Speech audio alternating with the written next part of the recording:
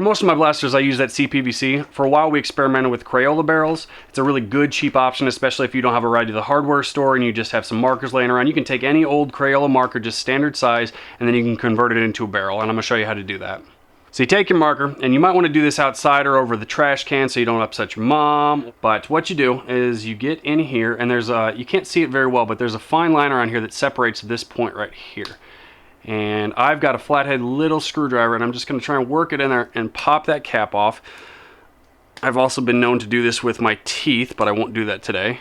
You could do it with pliers too, and you just pull that off of there. So the inside ink part doesn't easily want to come out, and if you touch this part, you're going to get marker all over hand. But what you do is you take your Dremel, you take your saw, hacksaw works fine, and just cut it right along this line right here. So I have cut the tip of that off right at that merge point. There's still the ink cartridge in there, so what you want to do is you can take that same screwdriver, and this should punch right out.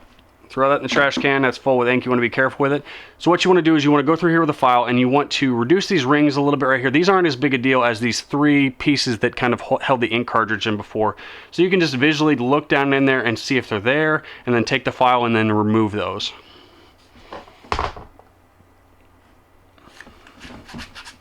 So that's about where I want it. I'm putting darts down in, it's holding really good and tight towards the back. You've got a little bit of those ridges left, but nothing too much. But I think it's about ready to go, and I'll show you how that works. So this is a lock and load. It shoots the mega darts, the original vintage ones. As you can see, this is the barrel I just made, and it's right about the same length as this other one that I did. Essentially, you can just put these Crayola barrels down in here and convert your Mega Blaster into a micro shooter. I really don't like to do anything permanent to these old blasters like the lock and load and the crossbow, just because I want to kind of keep them in their original state. And so these temporary barrels are perfect just so you can use them just to play around with. And that barrel will fall out a little bit as seated like this, and then you could just wrap that until it's in there. You could do Teflon tape. Teflon tape is not going to be abrasive. It's not going to leave any sticky stuff in there, so it's kind of a really good option. That's how I have my crossbow. Crayola barrels, super cheap, super easy. Pick up a pack.